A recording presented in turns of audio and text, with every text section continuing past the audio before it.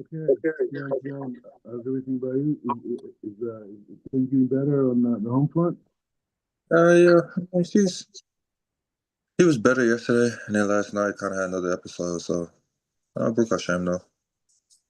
Sometimes that sickness stuff is like on that baby game a little bit. I'm sorry, you said it again, Ross? Yeah, sometimes when people they really get sick, they could be like pregnant. No, we're in the neither stage, so I think it might be connected to that. Might like possibly, you Oh, know. okay, fair enough. Okay, I was just saying neither stage. Yeah, I yeah. do. Hey man. Anytime, the wife goes there, the guy wanting the husband to share more. That's what it comes down to. It is what it is. Yeah, All right. So anyway, to continue to have a Shlema, only good news. I'm hoping for children soon, Baruch Hashem. Um, so that's part of the Quran class. Anyway, but we just keep going. But any thoughts, any ideas? Um, yeah, let's think about the portion of Teruma. That's very interesting to me. Always been one of my favorite verses is in Teruma. Making a dwelling place for Hashem. And just something you told me a while when we first started. I want to say it was Mesla Yasharim. Might have been Kafah Yashar, but I think it was Mesla Yasharim. It was just talking about, character traits is the most important thing, like your behavior.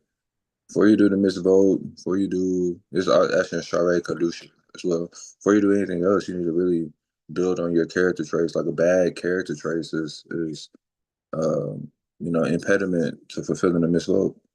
So, that's the first thing is how you conduct yourself. Now allowing yourself to create a vessel to even, move into being able to do service of Hashem, avodas Hashem. So that's kind of been on my mind, especially with this portion of Teruma, just creating a proper kalim, proper vessel internally, and allowing it to permeate throughout, every aspect of what you are as a person. So I'm really kind of focusing on that and really, really trying to tap into Kareem. I don't know. I have this certain pull towards Kareem this year. I'm not sure why.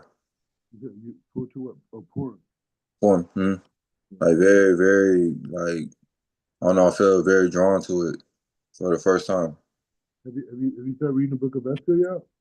Yeah, briefly, yeah. When you told us to start looking at it, Yeah, yep, you feel like when you have that extra time or like whatever, like a little bit in there, it's like it's just and then we could maybe go a little bit more. Well, I don't know, it's coming, bro. Coming. Anyway, yeah, um, on that point, this idea of the working on your midot, right? Your character traits, and working your character traits is like it's interesting. Like over Shabbat, this dude like was like, yeah, I'm normally like relatively pretty cool with the guy, but like I felt like over the weeks I've seen him just kind of like I don't know if it's jealousy. I don't know what. I never know what's going on in anybody's mind. You know what I mean? And I try not to like assume. You know what I mean? But definitely his behavior changed, and then like last obviously it was like kind of like low key disrespectful a little bit. You know what I mean? It wasn't like overtly, but it was like enough where like I felt my ego like kicking. You know what I mean? I didn't say anything, right? But I felt that part, and then it reminded me, and I thought about our lead mood, learning, um, and like that idea of being clean, mm, right?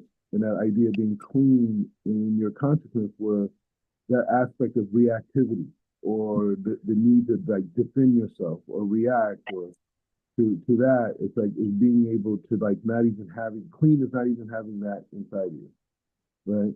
And I thought about it and I was like, you know what? God has guided me this far, right? So like if a particular person or particular avenue is not like open or there's like resistance, that's because it's trace over there. mm, You know what I'm saying? It's trace, you know? And like, cause I sometimes I eat by this guy's house, you know what I mean? And so like, Mm-hmm. he was like trying like, I don't know, like he felt like he has like authority or I feel like sometimes, no, I'm just being real. I feel like it's very difficult for some Jews from American culture to deal with a black person, African American in Judaism has more authority to them. Mm-hmm. Mm-hmm. Difficult. It's hard, you know? And there's an overcompensation for that sometimes. You know what I'm saying? Mm-hmm. Because they grew up with black friends. They grew up in the hood. They grew up in, you know what I'm saying? But they got religious, and part of them being able to leave the secular world was kind of like connecting to the lowest hanging fruit, which is like Jewish elitism. You know what I'm saying? Mm-hmm. So that's the lowest hanging fruit, right? And so sometimes when people aren't spiritually elevated, that's all they could connect to. Oh, we're Jews, that's and then hopefully from there they'll grow and branch it. You know what I'm saying? And Yeah. get to the real MS, which is with service of the show. You know what I mean? And that's it. But the point is, I feel like that's an issue sometimes with people. To accept that because so much of Western society, especially with immigrant culture, is coming to America and feeling like you're better than black people. Mm-hmm. That's how people were able to assimilate into America. And Mm-hmm. America sold that to them. It's like, hey, you may not got what we got, but you got it better than the black person. Mm-hmm. So Mm-hmm. therefore you can substantiate that you're actually American. Mm-hmm. Right? And so some of that culture, it still exists everywhere, and it's a thing, like Chief Rabbi Pinchas give a shit about it, the large part of the world in their mind still thinks black or dark is bad and light and white is good. And the closer you are on that spectrum determines who you are Mm-hmm. in society. You know what I'm saying? Mm-hmm. But the point is the thing, what matters to me is getting the Shekhinah, right? And so there's going to be different situations that pop up. And really, at this level, the only thing I have on my side to move forward is absolute humility. Mm-hmm. And the reason why is because it's kind of like that idea back in the day where when Ye and then was going after Drake, and he says something like, "Thank God that at this time, I have to be the good guy, right? That's how everybody sees me as the good guy. And you're lucky, you know what I'm saying? You know what I'm saying? You're lucky that I have to be the good guy because right now you want me to be the bad guy. You want to incite me and get me reactive so I could act a certain way. You can say, see, Mm-hmm. he's not a Sonic. See, he doesn't care about himself. He doesn't care about how low he has to go or her. I have hers on this too. You know what I'm saying? So just saying they don't care. The whole thing is saying that they want to invalidate. And the only way that invalidation occurs is if I go off the deck and I go into the place of self-defense in this, and I don't hold on to humility and let the angels deal with it. That's what's up. Yeah. All the gates are open to go higher, but the only way you get through it at this point is just with humility. Mm-hmm. So that's why he was tripping on you, and people are like, and I realized it, but like this other guy, like just a couple weeks ago, I was at this meal, and this fool was like really like trying to debate me. You know what I mean? Like really like trying to like go at me and this and blah blah blah and this whole thing. He was like trying to make like a scene, and I was just like, and I was like into the conversation to a degree because it was a Torah concept. We were going back and forth on, but I realized like when I left, I was like, we're like that fool doesn't really care so much about the Torah concept. That fool was trying to validate me. You know what I'm saying? Yeah. So anyway, these are just things to be aware of because there's different levels of life. Sometimes there is a time for battle. Sometimes there's a time for war. You know what I'm saying?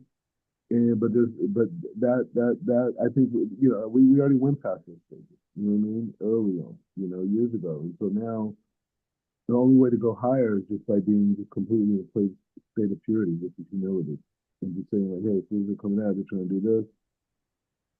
No, I'm vulnerable. I have no power to defend myself. To show me from you. Someone rejects, someone says this, and okay, I can't. Like you're in such a state that you realize that the ultimate power is that. It's not like you're reducing power. This is the ultimate power, is to be in a state of complete servitude of Hashem, and everything that you experience in the outside reality is there to connect you more. So when someone comes at you to attack this, how do you respond to it? How do you respond to it? You respond to it by saying like, "Hey,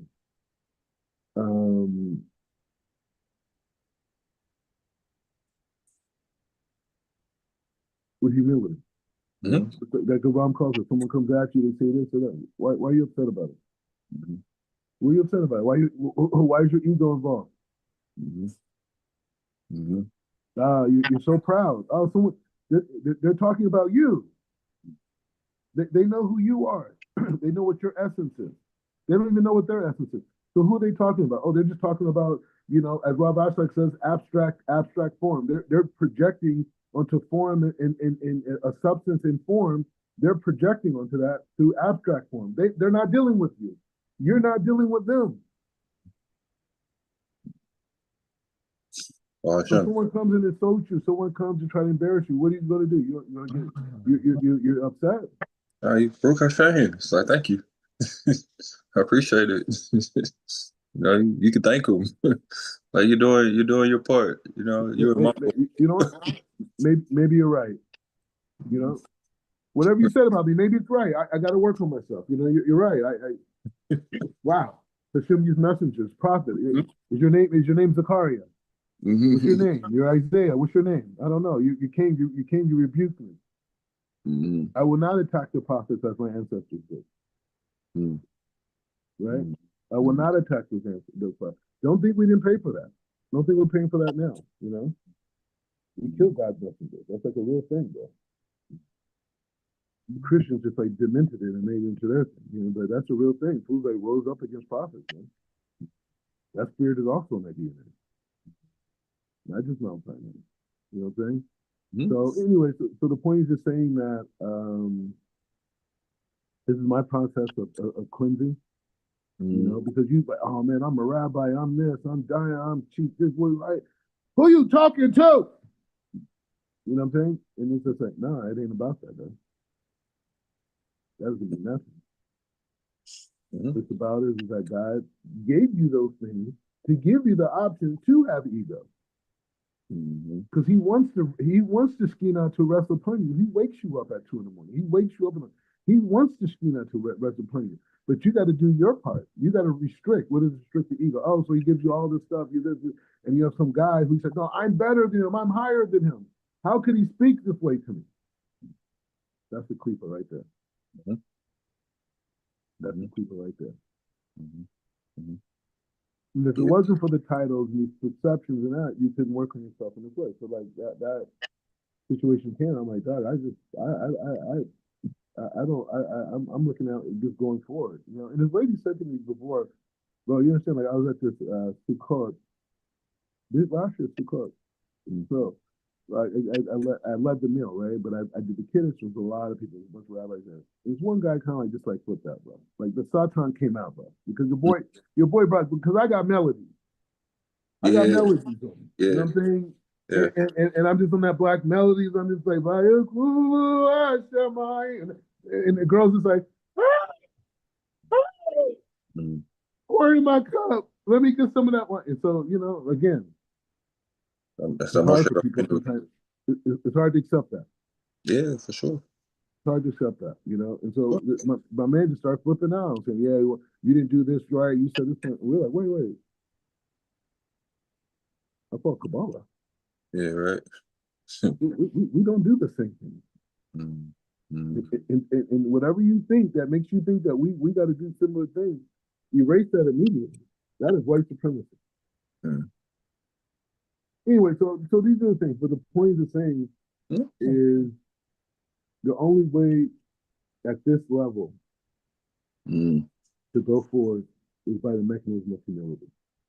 And the only way you can understand what humility in this is through the study.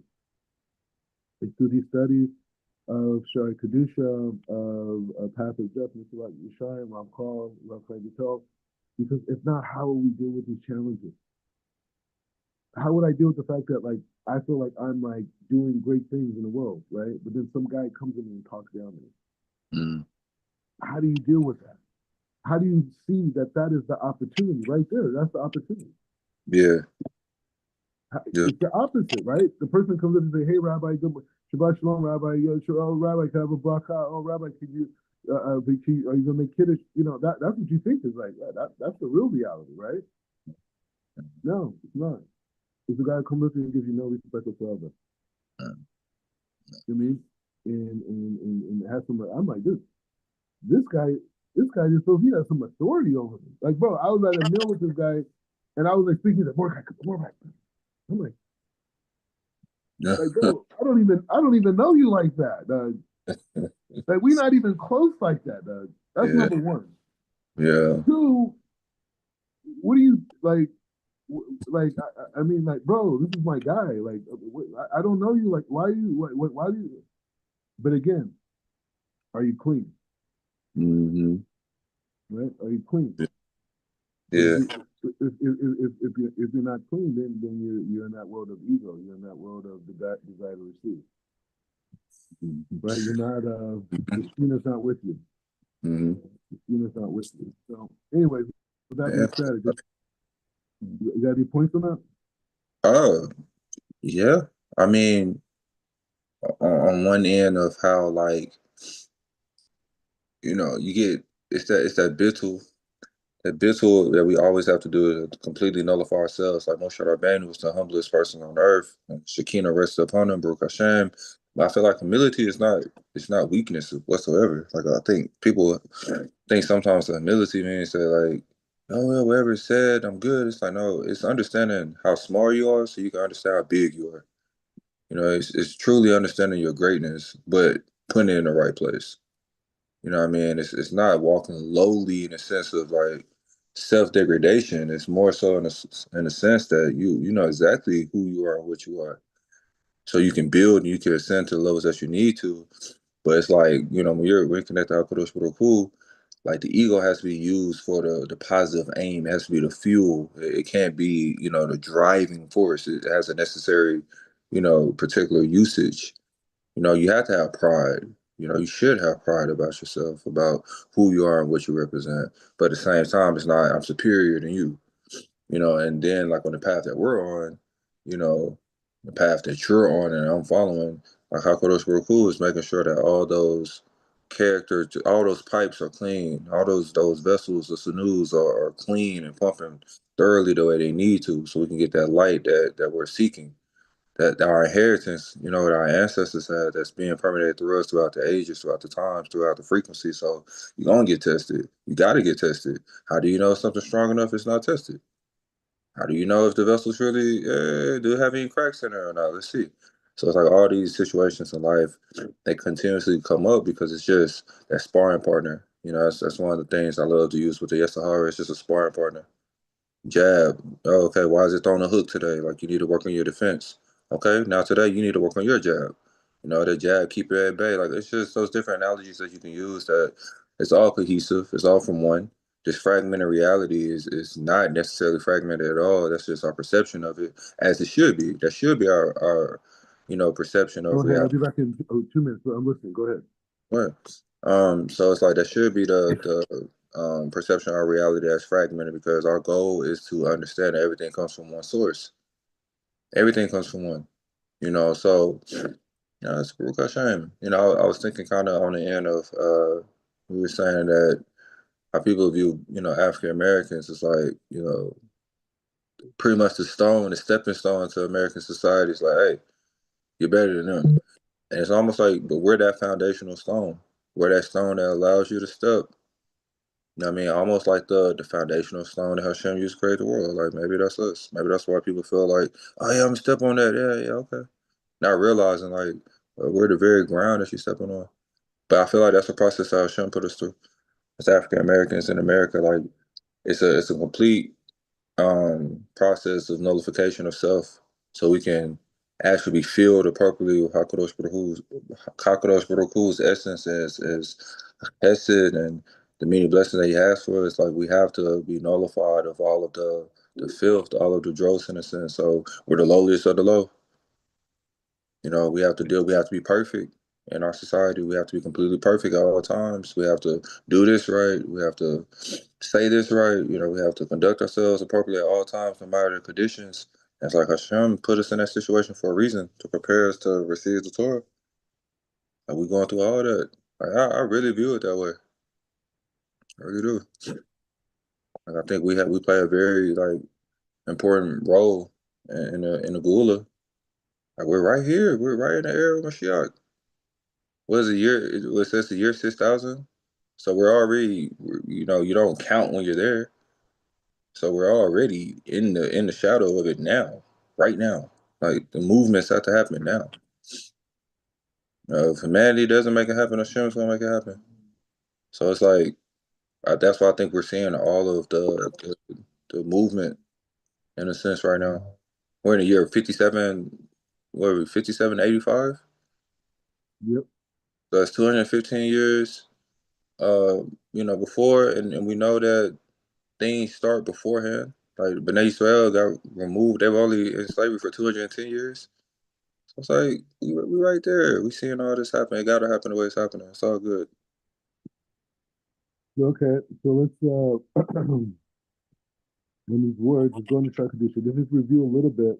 So we're on part two, or gate two, to be actually more correct. We're in gate two, and we're on part two of gate two, but I just want to review a little bit of Yirakama Matut Abe cover Tim. So it says Ukama.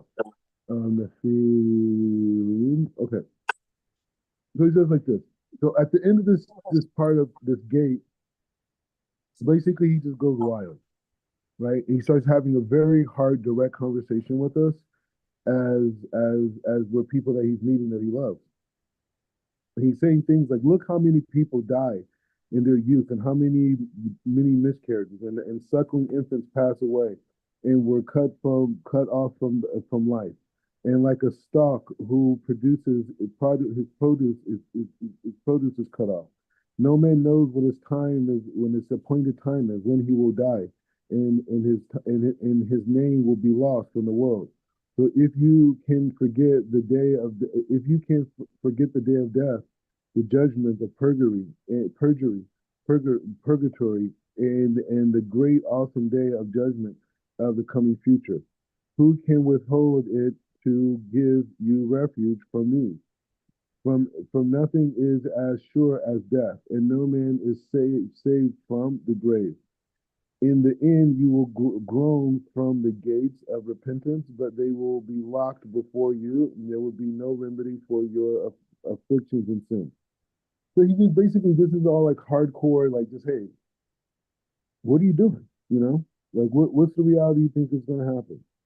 Okay, and says he says all this being so, you can now see your eyes avoid the reality of death, when in fact it is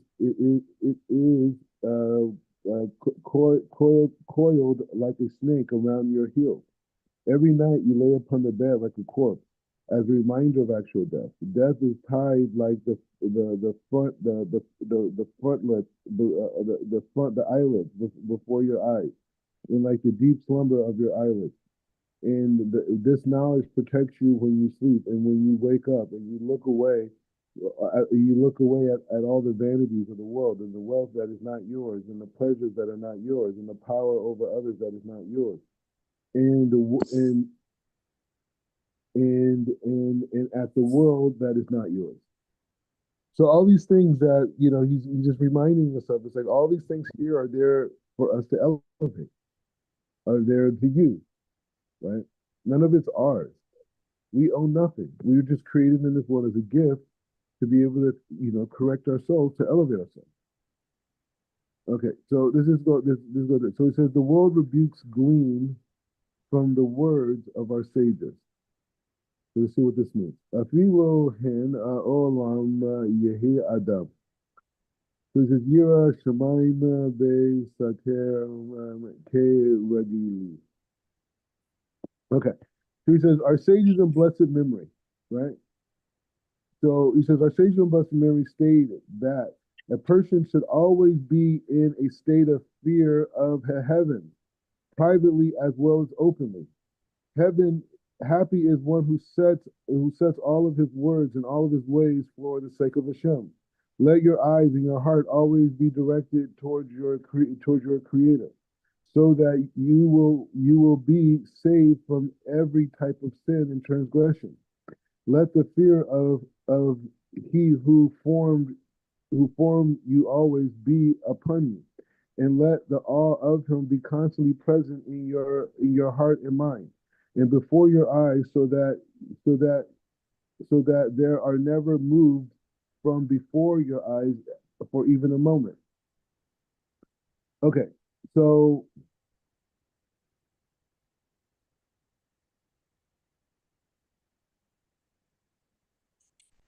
the more we think about the Creator, I had a challenge like a couple months ago, and when I was learning Rav Ashlag, I was really thinking like, what does it mean to think about the Creator when you're not learning? Like I mean, I understand the idea you can think about a sugya, this type of thing, but it came a more practical thing, which was like this idea of just seeing the world around you and feeling what you're feeling and knowing that that comes from the Creator. And like the more we just get in that mindset, the more we'll be strengthened in that relationship with the Creator. So Leolam el Yolivon me anek Yom Hamiti. Okay, the Yom Kaver. So he says, on the day of death, never depart from before your eyes. In the day of your death, in the day of the great judgment, it should be for you as if you actually see it, and as if you actually is upon you, as though you are entering into judgment. So that thoughts of sin do not even come before you. For all the limbs shall testify about you, and against your will you will be forced to give accounting before the King of Kings, the Holy One, blessed be He. So this is for most people. This type of consciousness is intense. Okay, most people don't want to think about the fact that they're going to die. Don't want to think about the fact that this could be their last day. Right? No one wants to think about that. It's too much. This, but the real people who want truth, this is what we're holding at. This could be my last day. What type of mitzvahs am I going to do today, and what type of averas I'm going to stay with? Is this day going to be a testimony for all the days I made mistakes before? Am I in that standpoint? And that's what I'm saying about the idea of humility going forward. Think about our ancestors. They were literally sitting on the ground and they were sicking dogs on them and they were beating them. And they still wanted peace. They weren't swinging back. And that power that they omitted transformed the world, not just America, the world. The small group of people surrounded by nothing but hatred, evil hatred, one step away from cannibals. Then I would even question if some of them were cannibals. And they sat there and they said, we just want peace. We just want equality. And so at a certain level, the black people in the South, they already had homes. They already had income. They're already working. They wanted something greater. They wanted us to be able to be free so we could bring the total redemption, right? So the point, so this idea, I'm just saying this power of humility, right? This power of humility is directly connected to this idea that, hey, I am here just to serve God. Nothing is promised. None of these things are promised, right? And so how am I going to spend this day? How am I going to spend this moment? What if this is the last meal that I eat? It's like my rabbi, Chief Rabbi Pinchas is my Rab. When I was in yeshiva, before I linked up with Rabbi Pinchas, I had another rabbi, Rabbi Abraham Rachnel. And he really took me under his wing in yeshiva. There's a few rabbis there. Rabbi Zweig, who also passed away. But there's different rabbis who really played a big part, in my growth, some more than others, right? But Rabbi Rothman was there, and I just remember, he used to always talk about that. He used to be like, Hebra, you know, I learned about him every day for 3 years, right? That was our relationship. And after that, I kind of left the yeshiva, and then I went into the higher yeshivas, and then eventually to our Pinchas, Chief Rabbi Pinchas. And anyways, he used to say all the time, he used to say, Hebra, one day you're going to see me at my burial. And the only thing I'm going to have with me is the mitzvahs that you saw me do here. He used to say this to us. He's like, yeah, you're right, Rob. And then to be at his funeral and see him in the base midrash, wrapped in a white tile, and people eulogizing, about his life and the things he did, and all of us there were in tears and crying. So anyway, so the point is to say that that's the reality. And one of the things that they did at his funeral is that they read his last class that he gave the week before, right? You think he knew that was his last class? You know what I'm saying? What would he have said if he would have known that this is the last one? This is it. This is what I'm leaving the world on, right?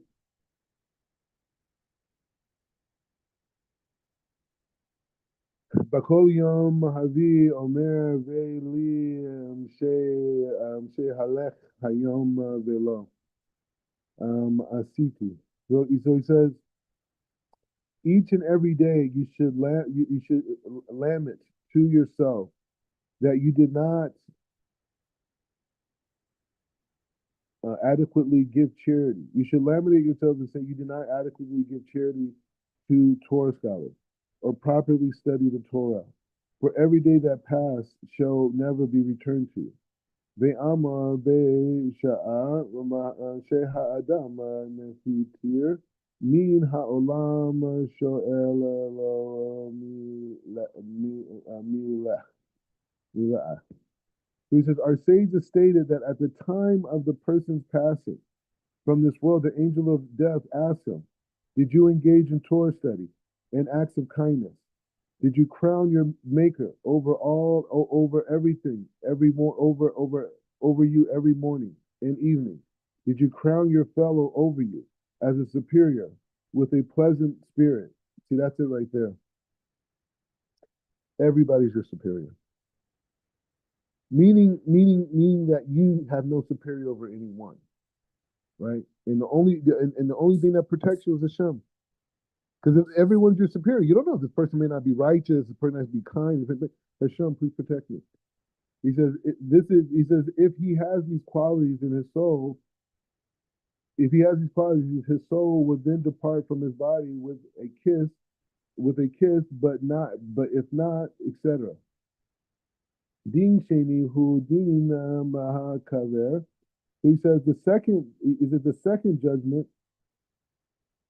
is the judgment of the grave. The day of entering the grave is even more arduous, I guess, than judgment of the purgatory. He says, even the perfect righteous tzaddikim who never sinned or judged by it, what then shall a person do to be saved from the torment of the grave? Hakavara. He says he should engage in Torah study, love kindness and rebuke, in acts of kindness. And he should welcome Torah scholars and guests into his home and provide them with delights in his belongings. And he also should pray with devotion. And he will then be saved from the torment of the grave and even the torment of purgatory, will not be visited upon him. That's big. That's big. Din sheloshi dina or dinin. So he says shel hagam. Sorry, gi hagam. So he says the third judgment is the judgment of purgatory. At the time of this judgment, the Holy One, blessed be, asked him, did you engage in Torah study and acts of kindness? If you had these qualities, he then is exempt from the judgment of purgatory. Happy is the man who subjugates himself in the ox to the yoke, like himself like an ox to a yoke, and is like a donkey with a burden. This is what the Torah does. He's saying, how lucky, how happy man who subjugates himself. I'm like an ox, man. I'm here to work. I'm not the king of the world. I'm not above anybody else. I'm here to serve. That's it. Like Adam Rishon in the beginning. And he says, like a donkey to a burden, so that he sits and studies and reviews the words of the Torah every day, constantly reading the words of the Torah and the prophets and scriptures and reviewing the laws and the teachings. And if he does so, increasing his engagement in Torah study and minimizes engagement in the pursuit of wealth, the Holy Spirit, the Ruach HaKodesh, will immediately rest upon him. Well, he's giving us the blueprint, huh? He says like this: Amar Eliyahu Zekur Le Tov. So he says like this: Eliyahu, who is remembered for good, stated, "The heavens and the earth are my witnesses, and any man or woman, whether they are Gentile or Jew, even if they are a servant or a maid, the Holy Spirit will dwell upon each person according to his actions." Woo! Bro, you just hear that? Rob Pine thought that the Ruach HaKodesh could rest upon a Gentile. Let's read it again. Remember, he says, Eliyahu, who is remembered for good, stated, "The heavens and the earth are my witnesses. Any man or woman, whether they are Jew, Gentile or Jew, even if they are a servant or a maid, the Holy Spirit, the Ruach HaKodesh, will dwell upon each person according to his actions." That's from Eliyahu Navi. Happy is the person who places all of these matters before his face at all times, meriting the perfect, meriting the perfect, meriting the perfect, meriting the perfect himself in the meriting to perfect himself in these ways all the days of his life, and conducting himself accordingly to these matters through his life, and with all these deeds. Only if he says, if only he guards himself, if he only guards himself, keeping his limbs, his body far away from all sin and transgression, he will merit all the glory that is hidden for the righteous, the righteous tzaddikim, glory that is incalculable and beyond measure. So that no such that no physical eye can behold it, and the physical ear is incapable of grasping the great glory that is appointed to the righteous, tzaddikim, and the pious chassidim. And he says, and about this, that the virtuous state, such things had never been heard or noted. No eye has seen them. No eye has seen them, God, but you. That which you will do for those who have awaited him. All right, so the next one is I want to give it its own time and space, right? Because it's the reward of fulfilling the mitzvah. That's like a whole world in itself. But some reflections on Rob Klein's words.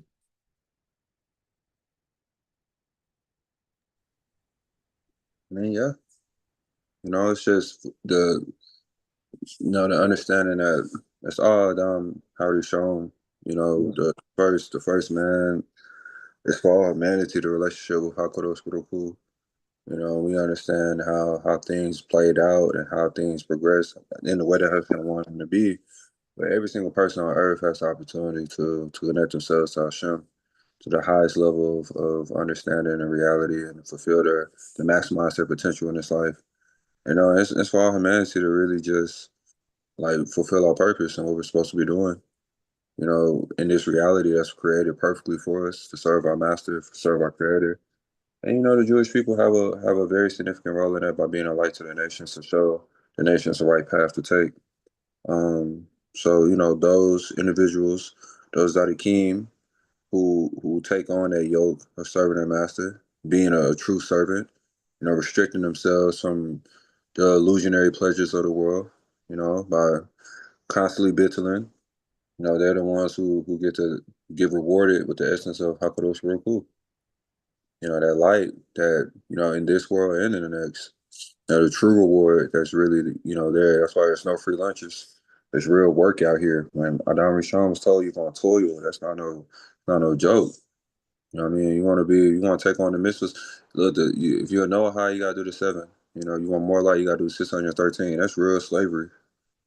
That's real servitude. That's real work. That is not no joke. That is not a game. But it's necessary to elevate humanity. So, it's just a call for those who want light. Like, come on, let's get it. Those who want to serve their master, serve their creator. Let's go. So So work involved. go ahead, go ahead, go ahead, Zakabu.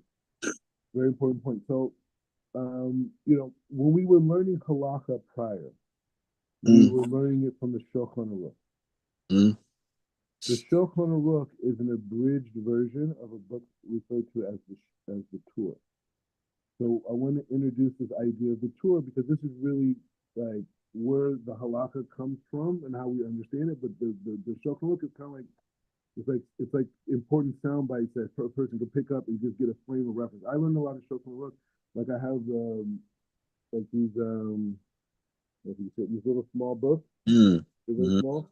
So it's a mm, set of 3 of them. I mean, it's 2, but there's 3 of them. And so basically, a lot of times I just keep them in my pocket. And when I have any free time, I just open it up. Like if I'm moving around, traveling somewhere, and I just like read 3 or 4 halachot. oh, Which for is sure. one, yeah. So you get tuned to just remembering all the different halachot, and you go through it. But Talmud Chacham, all you gotta do is learn. No magic. You talk about it all the time. So yeah, if you get like like the small version, keep in your pocket, bro. You got 5 minutes. Boom. That's one of the things they focus us so much on yeshiva, time management. Mm, Is being able to use so much of your day to learn so much. A lot of guys I know went through the Shulchan Aruch, like the whole Gemara, and that's the whole Gemara, just because they have like an hour riding on the bus and an hour back going from, and just that they were able just to go through every day, like blah blah blah blah blah, mm, and then over a year and a half, 2 years, whatever it was, they went through the whole thing. Anyway, so I want to go into the tour a little bit, and we're going to start that. It's a much more in depth halakha, but we're ready for that. You know what I mean? Like it's the big boy. mm, Okay, so it says Arba'a Turim. Okay, often referred to as a tour, is an important halakhic composition by Rabbi by Yitzhak ben Asher. Okay, he's in Spain, and he wrote it in. I guess he lived. From 1270 to 1340. He was also known as the Bala Haturim, right? So the person who wrote the Bala Haturim, he says the 4-part structure of the tour is the 4-part structure of the tour, and its divisions into chapters were adopted by the later code of the Shulchan Aruch, right? In this one. So let's just go really quick. Shulchan Aruch. Let's see the difference between Shulchan Aruch and this. Okay. So the legal code that we that was written, was started with the tour, right? Right. And so over here it says later it was adopted by the Shulchan Aruch. Shulchan Aruch is what we learned, right? The Shulchan Aruch, which literally means set tables, right? Shulchan, right? He says often is also dubbed in English as the code of Jewish law. Most widely consulted of the various legal codes of Judaism, it was authored in Sfat by Rabbi Yosef Karl. Right, Rabbi Yosef Karl was during the time of the Ari, and in 1563 he published it. It was published in Venice 2 years later. Together, it says together with its commentaries, which is widely accepted, a compilation of Jewish laws of halakha or Jewish laws ever written. Okay, all right. So let's go back. We can go back, but this is a very important system because when we're talking about bringing down that life force of Hashem, it's all through the laws. But we understand the laws now. It's like they're not laws; they're spiritual technology, right? Okay, so let's keep going with this, just to get this idea of the Torah. So he says the title of the work means 4 rows, right? The allusion to the jewels on the high priest bracelet. Okay, so this is connected to that. each of the four divisions of work is a tour, right? Each of the four divisions of work is a tour. So the particular passage is cited as a tour Shulchan Aruch, meaning, it's cited as the tour Orachaim, Simaning 22, meaning Orachaim division, 22 chapters, and this was later misunderstood as meaning the tour or Orachaim, chapter 21, to distinguish it from the corresponding the corresponding passage in the Shulchan Aruch. So the tour came to be used as the title of the whole work. Okay, so basically, this work is a compilation of four parts, right? And so because there was later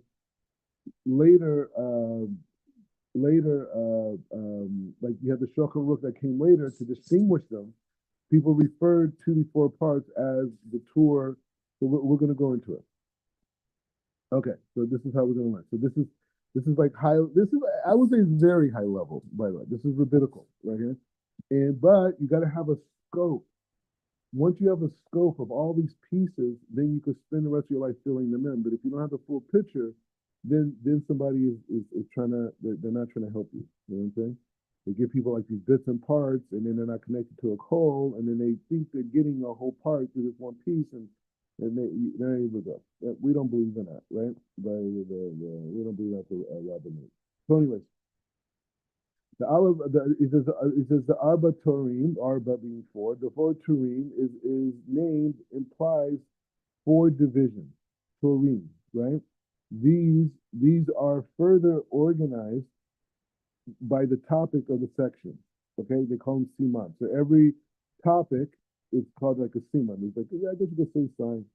So one is the it says the Orachaim, right? Not to be confused with the Orachaim, but the Orachaim, which is the laws of the synagogue, the Sabbath, the Yor Yadea, right? Which is the miscellaneous rituals such as laws of Shkita and Kashrut.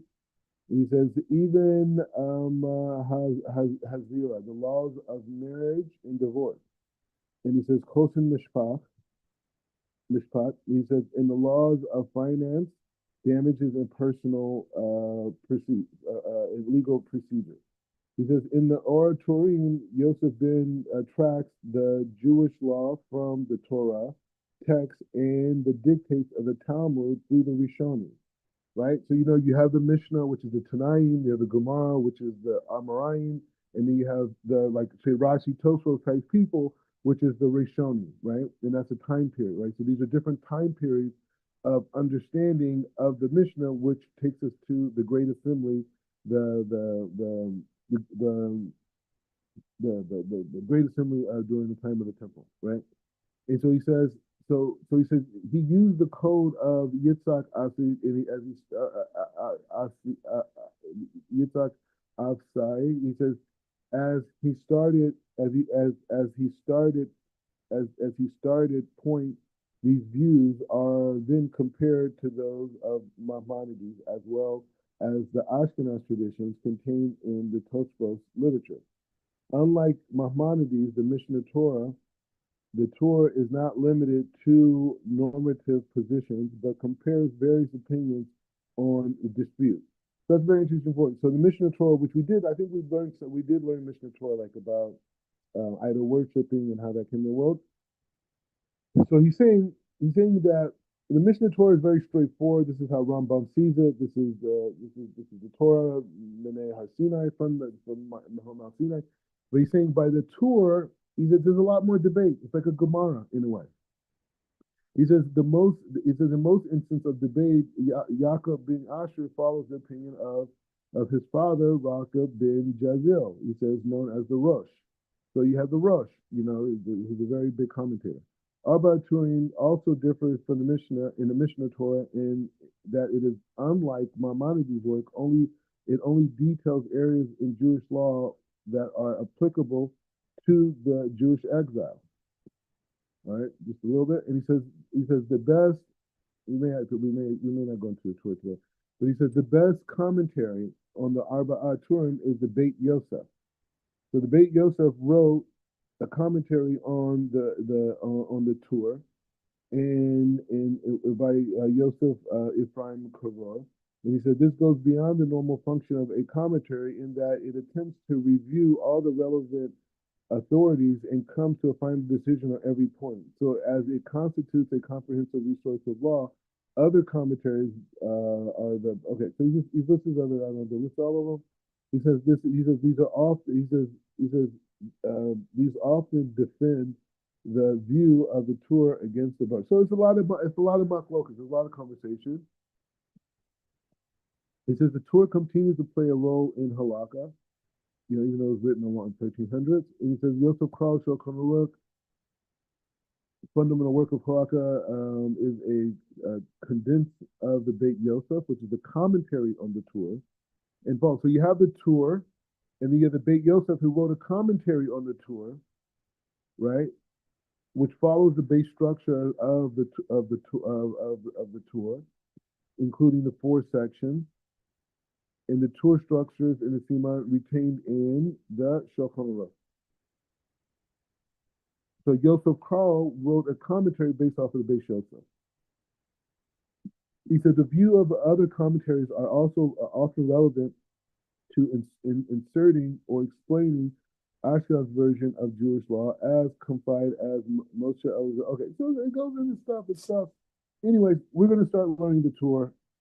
It's much more expansive, but it's also the Kedusha. It's also the Kedusha of the sages of that time that were basically defining the structure that allows us to stay in these frames of references that allows the light to come down for the whole world. This is 1300s, you know what I'm saying? This is like real literature. But these are all the masters and all the great works that we got to know about. You got to know about all the great works. You got to know about all the great works of the writers, the books, this, more in depth, learn again, master them, pick a safe for the master, and that's the work we got to do. That's the work that we got to do. And any thoughts on that? I'm with it. Yeah. All right. So perhaps maybe even later, even this evening. Right. It's a very high potential. Because I woke up really early. If I take a nap in between my next class, then I'll have whatever. But now I can't because I have to job and whatever. But we're gonna start learning the Torah. And we're going to start with hand washing, and we're going to go through all the things that he speaks about on that. But that's 1,300 years ago. So just a merit to learn those words, one. And two, we could compare it to what we already learned in the Shulchan Aruch prior. And then we could see if there's any hints of Kabbalah inside of the way that he writes. Hey, Rob, I do have a quick question, real quick. Yeah, go ahead. So, one thing that you'll do, like if you're drinking water or we're on, you'll say, hey, I've already said Brock on this, right? So I kind of want to go into the importance of, for one, what is the term for that? Like being a good example, right? Like for other Jews, in a sense. Like if you have, say you're eating at a vegan restaurant and it's vegan, right? So you have a vegan steak and you got cheese on it. Obviously, it's not mixing meat and milk together, going against Torah law, chas v'shalom. But if you shouldn't do that because if other Jews saw you, they could get the wrong impression and be like, oh, what was he doing? You know what I mean? So I want to kind of go into that, like the responsibility of being a good example. And what is that called? Bro, some good example tip, bro. It's like, being a good example is great, but it's like life or death. You know what I mean? Like, you put those things in your body, it's just like, you set yourself back. I mean, Hashem has Rahmanas. You know what I'm saying? He has Rahmanas, because we didn't, grow up like that. But I do certain things like, especially here in Israel, there's like a big separation between religious and non-religious, And so I wear like a black kippah, which is like considered like very religious, like Haiti, type of thing. Ultra orthodox, So I'm very cautious of things that I do, how I handle myself, my behavior, just little small things, like making sure I have a smile on my face, you don't want to be looking depressed, no matter what you're going through. You know what I mean? Because sometimes you're like, you all right? I'm like, yeah, very good, but I'm saying, like, sometimes you're going through stuff. So it just, I would say like, yeah, I mean, there is an aspect of example per se, but what makes a Jew want to keep the Torah up is not anything physical, it's something spiritual, right? So the light that a Jew may bring into the world may be the mechanism that makes the person inspired, not necessarily the visual, right? But you don't want to disgrace the Torah either. You know what I'm saying? You have a responsibility not to disgrace the Torah. So like, me, like say, someone seeing me eating something that's not kosher, right? I mean, one, being a Jew, but even more so being a rabbi. You know what I'm saying? You could destroy someone's life. Saying, oh, this rabbi converted doesn't even care. Why should I? So just saying, like, so it's just accountability, but God's looking at you. You know what I mean? Like, that's the end of the day, bro. Like, I don't have to do nothing. Like, no one, not so many people around me, every day. Like, I'm doing my own thing. Like, I could be doing all types of stuff. God is watching, right? And so that's the fear. The fear is saying that I don't want to be disconnected from God's love. I don't want to be disconnected, from His creative system. I don't want to live in, illusion it, you know. So yeah, so I would just say like just on that point is God is watching you right now, bro. Every single time I give a class, I'm telling you, bro, it's like it's an aspect of fear every single time. And I can even feel the gates of heaven opening up and like them watching everything that I'm saying. If I'm leading people the wrong way, if I'm saying things that are not true, these type of things, every class, bro, like every class is an aspect of fear, no matter who I'm talking to. You know what I'm saying? Especially these classes, like on Zoom, because you think on Shabbat, you're just teaching this, everyone's on a high, but it's a real thing because I mean, bro, I mean, you don't know how long you're gonna live. It's like lifetime of teaching. So if I have a chance to do something great and something that could save my soul, that's what I got this time for. You know what I mean? Like it's not about like being the coolest. Right? It's like everyone's going to leave this world, and the life of the soul continues on. I'm trying to win in this life and the next life. You know what I mean? I'm not trying to be on some like, getting a bunch of material stuff that they told me was important. God never told me it was important. They told me it was important. The same people who told me I'm the important. You know what I mean? So I don't believe them. You know what I'm saying? So like for me, it's just like it's a very real thing for me. And but yeah, I mean God's watching. The more mitzvahs you have, the higher you go, the more you elevate, the higher your seed is, that you bring into the world, for your children, and all those things. You bring down a higher soul, right? So you have that responsibility, but one of the things I noticed is like you could go around and trying to convince people like, oh, I'm this, I did this, I'm that, I'm this, all types of things. But reality is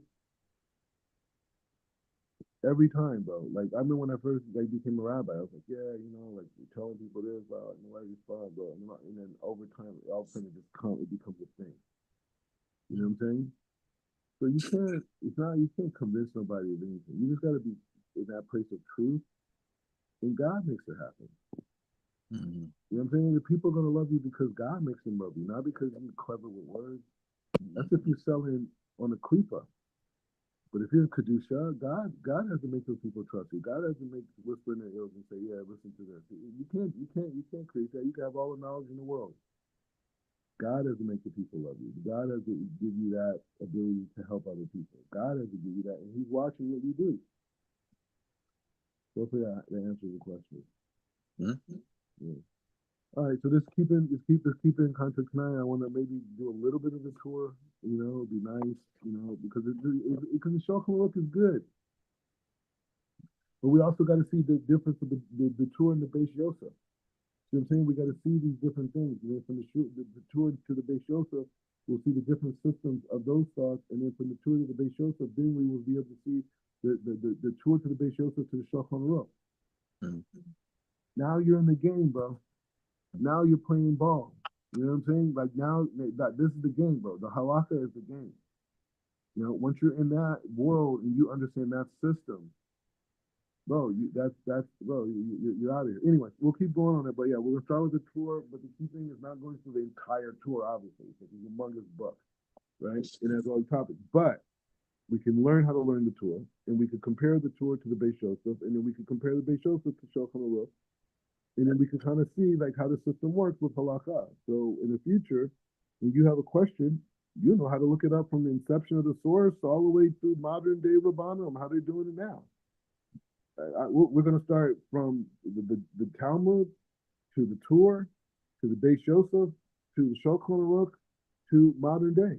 And so you'll have the whole system in your head. You'll be able to anything on the small things. Okay, what do you do on this on Shabbat? You'll be able to say, well, the Torah holds like this in a situation, but it could be also understood this way because these other things. So you'll be able to give halakhic advice just on these types of things. I mean, obviously, it's a process, but it's wherever you push your mind to. Anyway, so Yom Tov will continue on. May all the violence in the world come to a cease. May we continue to elevate. May Hashem prepare our souls to receive this awesome light of Purim. That's accompanied. We have Rosh Chodesh. That is on Thursday night. So that's a big time of celebration. It's a time for happiness. And Rosh Chodesh is about seeing continuity. Adar is about continuity. Adar is about to see, because this is the end of a 12-year cycle, a 12-month cycle, right? Right? And so this dynamic of Adar is total connection time, right? And so we have to start preparing ourselves for that, for Rosh Chodesh now.